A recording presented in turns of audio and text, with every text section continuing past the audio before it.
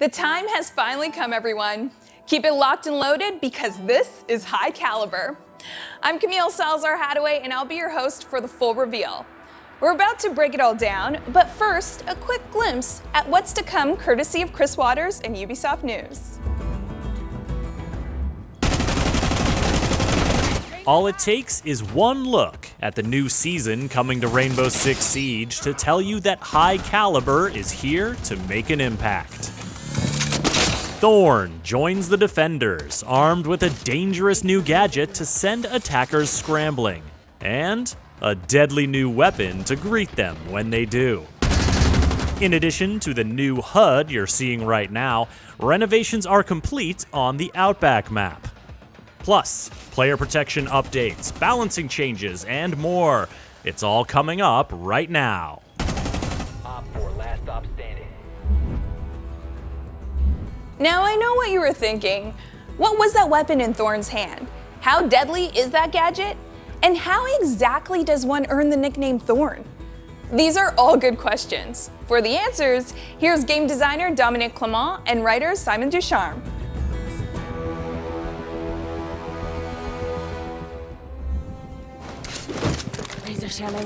The Thorn's gadget is called the Razor Bloom shell.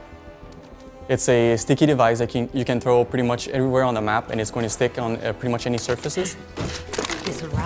It's a device that once an attacker walks within the activation radius, will trigger a time detonation. During that timer, the attacker will be forced to make a decision to either keep pushing, fall back, or try to find it and destroy it. We wanted to kind of iterate on the idea of a trap operator, a trap gadget. A lot of the gadgets that we have right now that are trap are pretty, I'd say, binary. So either you walk into them and you get the effect, or you don't. So with this gadget, we wanted to kind of see what happens if you give the players a bit more time to react, and you give them a couple options. Imagine you have the device that is stuck on the doorway. And you're an attacker and you're ready to push the doorway. And as you cross the doorway, you activate the device. You have really 4 options that you can really do. The first one is you keep pushing, which is risky because hopefully you know that there's nobody playing around the gadget to kind of catch you. The second option is to fall back. Obviously, you're safe, but you've given away your position. The third option is that if you're fast, you can try to locate it and destroy it before it detonates. And the fourth option, which is, you accept your fate and you stay there and you take the full damage, which is hopefully not your best option. With this device, it really creates this panic moment, this moment where you really need to make a decision. You hope that it's the right decision. So when it comes to designing the look of the device, it's something that starts very early in the production of the operator. The device is very mechanical, very engineered, very high-tech to get away from something that's maybe a bit more handmade. So Thorn's loadout is quite unique because we're introducing a brand new weapon, the UZKGI. If you don't recognize the name, it's normal because it's completely custom-made here in-house by our team. It's a small SMG, but don't get fooled by the small size of the weapon because it really packs a punch. It's chambered in 50 cal, so it really hits hard. It's a low fire rate, but it can really deal some damage. It will create quite a lot of destruction. And so you can use it to really play vertically and make holes in walls. It's really useful in that way. The other primary weapon is the M870, which is a shotgun that you can see on operators like Jaeger. In terms of secondary weapon, you have the 1911 TACOPS, and she also has the C75 Auto. In terms of secondary gadget, she has the shield and a barbed wire. The shield is actually something that was recommended by us from pro players during a pro workshop. They felt it was very good to synergize with the gadget of the operator, and we agreed and we kept it, and it's a very useful tool. And barbed wires are very useful to slow down the enemy. So if they get caught in the device and their barbed wire, they're going to have a hard time walking away from it. Thorn's going to be mainly playing as an anchor. She's very useful close to choke points. You want to have Thorn playing around her gadget because that's where she's the most deadly, and she's going to be super useful to slow down the attack. Where Thorn shines is where you play with your gadget. when they trigger it, they're going to be panicking. They're going to be running away, running forward. So it's the ideal moment to really utilize this confusion and this panic. What works really well with Thorn is operators like Clash, Lucy, Legion. These types of operators that really help you slow down the attackers.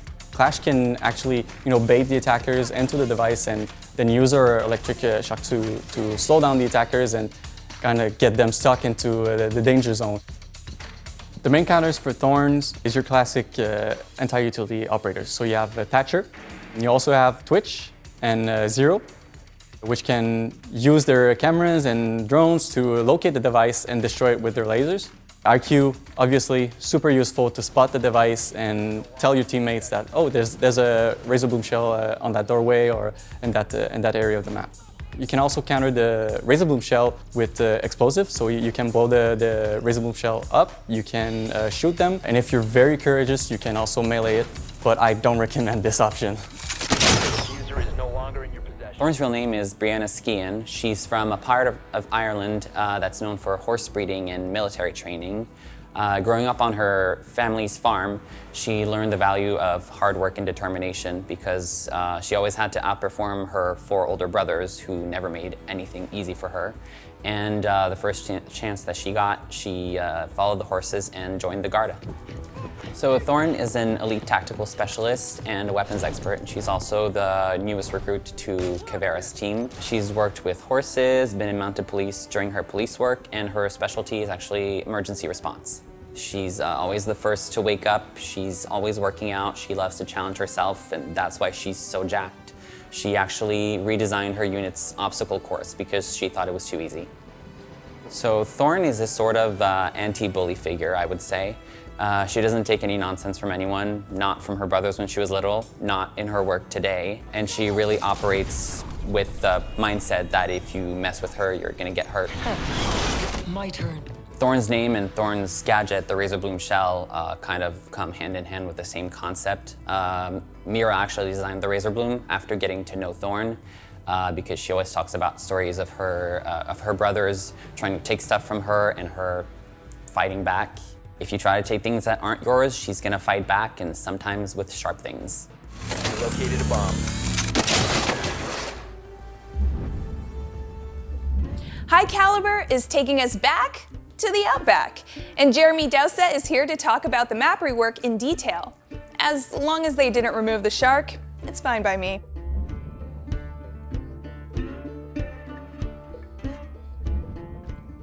Outback's a relatively new map. There were problems with it, despite doing our due diligence. People found it hard to navigate. Anchoring on the sites was actually quite hard, and we want the map to go into Pro League, into ranked, and we want it to be competitive. So we decided to go through and actually look at the problems.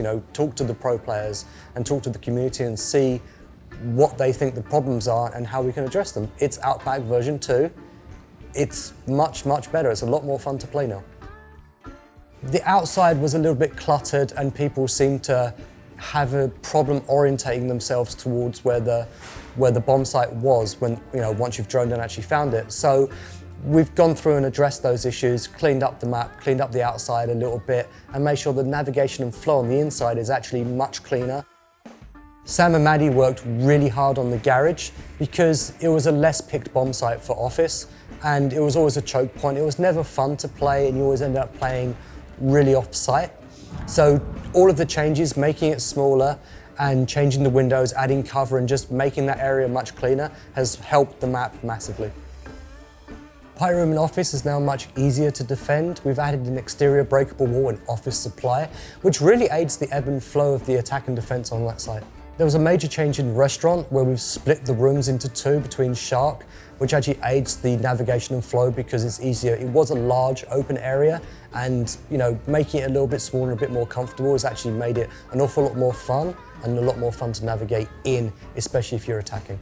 Obviously in the original map, open terrace was open and it was exterior. Now it's interior and it actually connects piano and resto. So what you've got now is when you come up the stairs towards terrace where it used to be, obviously it's enclosed, there's a double door that's barricaded, and it makes for an interesting way to enter the building, especially if you need to get upstairs onto the second floor. But it's also an awful lot more fun because you hide your drone in terrace and you can get a few sneaky lines of sight and you can see where people are setting up their defenses. So now it's actually a massive improvement to that area. So the motel rooms have been cleaned up. There was a lot of props, so it's actually been cleaned up. The closet's moved and the bathroom is also an awful lot cleaner now. It was a little bit messy and it was hard to see. It's a much simpler layout now. So Dom's laundry has gone to laundry piano. Even though it's a relatively small change, it hasn't moved massively. It means it's easier to defend. The roamers have an easier time because it's easier to navigate for the flow. So it's actually made the site an awful lot more fun. There's always a few choke points into that thing and people will just anchor in the corner and just spray the walls. So cleaning it up and actually moving the site has improved that area massively. With the windows being moved, tweaked, and we have removed quite a few windows from the map, it actually is an awful lot more comfortable. You can anchor on the bomb sites. You can roam much easier as well. Going through and fixing these problems one by one, and as the map gets better and better and better, the play sessions get more and more fun. That's always the best thing to see, is when everyone's having fun, because if we're having fun, I know the community's gonna have fun. Next up, we're checking in with David Perpignan from Ubisoft Barcelona to talk about some balancing updates, including impactful changes to Finca's Adrenal Surge.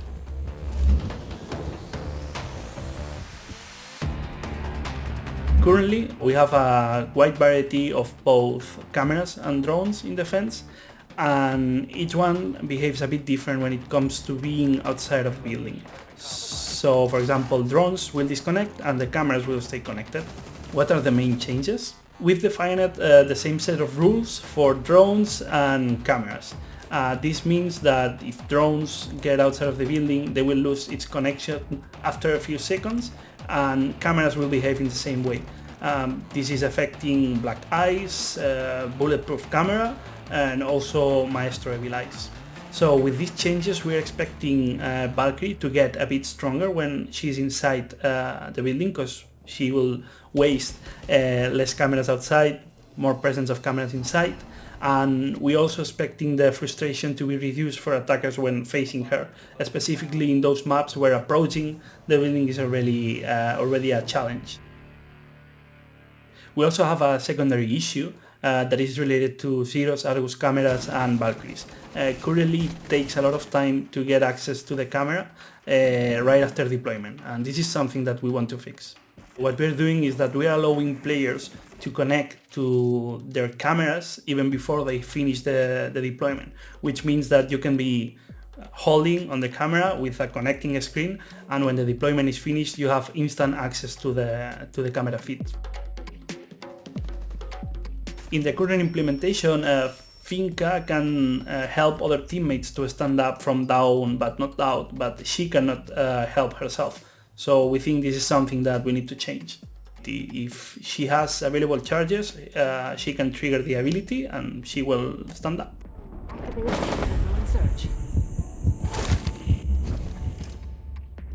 Okay, how many of you have filed a report on R6Fix? Played the test server? If you have, your contributions have been invaluable to the team, and there are some big improvements coming. For more, here's test server associate producer Deanna Stanley.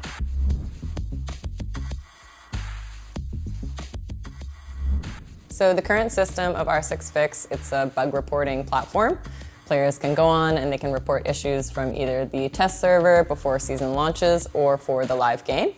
They just enter a bug with a description and their specs, and the dev team will look at it once it's acknowledged. Currently, we have some issues with the platform. So we know it doesn't always look active, and we hear from users that there's not a lot of trust in the platform right now. There's a lot of search issues, there's problems with ticket management, duplicates, and there's a general lack of clarity on how the platform works. So with R6Fix 2.0, we have a complete overhaul to the design, we have a better overall user experience, and we have a new severity system to start.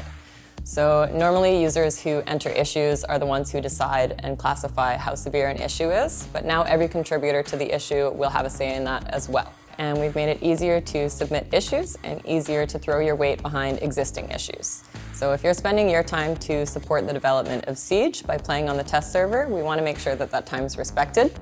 It's also why we added the possibility for our devs to discuss with players directly in the comment section of their tickets. So it's going to give them better visibility. They'll be able to receive updates on how the fixes are going. We also made it easier for users to search for issues, so it'll be easier to avoid duplicates, for example. We have added a notification system, so users will be able to track any updates to their tickets as well as resolutions. And we hope that this will encourage players to use this, as having this central hub is the fastest way that we can address an issue. So good news for console players, our 6fix 2.0 is mobile friendly, so we want to make sure it's more accessible to our console players since their feedback is just as important to us. It's going to make it more accessible. They can upload photos directly from their phone, and overall it should be a better experience for our console users. This is definitely the best way to reach out to our devs.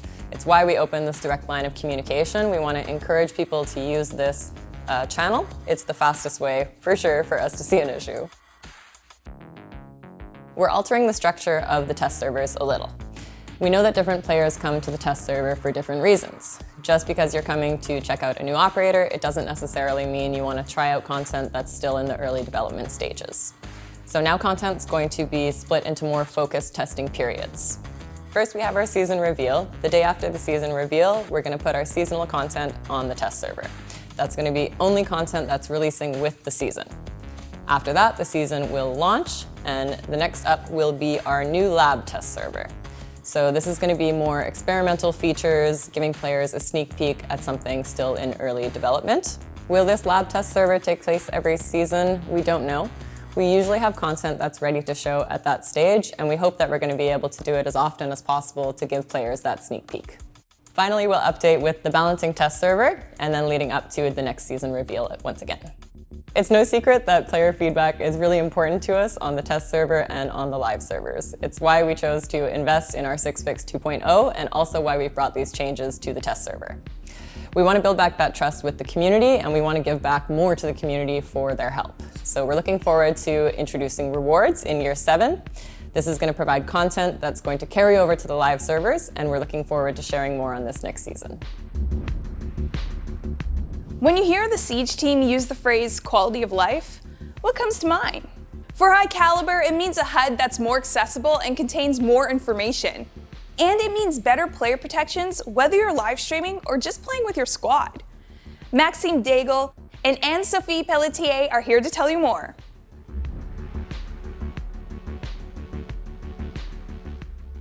The current HUD has a few issues, one of which is that the game has changed a lot in the past few years. Unfortunately, the HUD remained pretty much the same. We've also looked at the future operators and the ambitions of the team, and there's a real need for a reshuffle of information we're showing. You might not know this, but Siege's UI is based on Flash. And internally, we created a new tool called Phoenix. Basically, is faster, it's easier to work with, more future-proof. It's the perfect time for a rework of the HUD. And now, at a glance, you can get a quick impression of what your inventory is consisted of. You don't have to switch to your gadget, say, to see if you have a certain ammo type equipped. For example, Zofia or Capital. We've also streamlined the way we represent resources. For example, Cavera and Warden. It's a bar that depletes and refills over time. They're shown similarly in the HUD. We also separated cooldowns from resources. For example, Clash has both. She has a resource bar for her electricity, but also the cooldown in between the shots that she can fire. We removed all the text in favor of icons, so we're way more specific in the icons. So if you're deploying an ADS, now the icon will show an ADS being deployed. If you're picking up a frost mat, that's the icon you will see. Last but definitely not least is the compass. It's now central to the HUD. Now the compass, for whatever's in front of you, is divided into 3 parts. You have what's above you, what's on the same level as you are, and what's under you. We've also added a ton of new world markers into the compass. So before you only had the yellow pings, but now you have the marked positions, you have the objective markers, you also have the player death markers. We've also added a new module called the ping location reminder. It'll show the floor and the location of the ping so you can make better callouts. We've added a ton of new customization options. I suggest that you visit the new options menu. We've added a new tab for the HUD, and from there you can customize your HUD more than ever. And we're looking into ever adding more options, so eventually scaling and maybe move things around. Player protection is our top priority, so we want to do it well. This is why we were taking our time with this feature. Our content creators are extremely important for the success of Rainbow, so we are in discussion with them to make sure that we are offering something that is tailored to their needs. However, we want to protect all players, so we will allow everyone to use an alter ego in the game that they can change in between matches so that they can have more privacy. Paired with a bunch of new settings that coming with them, we are hoping to alleviate the risk of being targeted negatively in game. At first, we will release the feature to a small pool of content creators. We will stress test the feature, make sure that there's no bugs, make sure there's no exploit, and once we're ready, we will release it to the rest of the population. We realized that there is also a broader need of security at the account level for our players. So we reached out to our colleagues in charge of account at Ubisoft, and we are in discussion with them to provide broader security settings for our players. We are extremely excited to let our players try the new privacy settings in the near future. We're moving away from the static team colors. So from now on, in the accessibility tab, you can customize them, meaning that if you want to set your allies team to be red, and if you want to set your enemies team to be orange, you can do so now. We know that the color selection for now is not so great for our colorblind players, but we're willing to make this compromise for now, knowing that we're going to be adding a ton of new color options in the future. Gadgets in the world are eventually going to be showing the alliance. What that means is if we're throwing a C4, the light on the C4 will reflect if it's an enemy or an allied gadget. We're looking at the Claymore currently and also the barbed wire. Eventually, we're looking at adding more and more game objects that will reflect the colors that you chose in the accessibility options. At the Crystal Guard reveal, you met production coordinator Matt Daigle, who introduced you to the first stage of Elite skin customization. Well, he's back, and he's got some good news.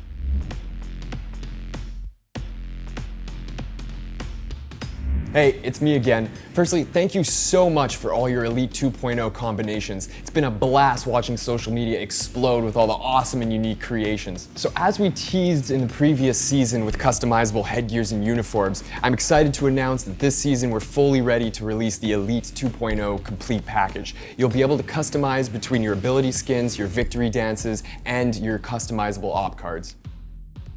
I'm also excited to announce that we'll be releasing a brand new MTX category, the exotic weapon skins. The animated weapon skins will arrive for Season 4. Here's a sneak peek of what it will look like. Our new exotic MTX category will open the door to tons of brand new possibilities in the future. The show is almost over, which means it's time to tell you when the test server is going live. It's tomorrow. It's usually the day after these reveals. You know how it works. In addition to the updates we've talked about thus far, the high caliber test server will also include the bulletproof camera rework and the HUD drone counter. These changes debuted in Year 6 Season 2 test server, and they are scheduled to go live this season. Experience all these exciting changes for yourself in the high caliber test server starting tomorrow.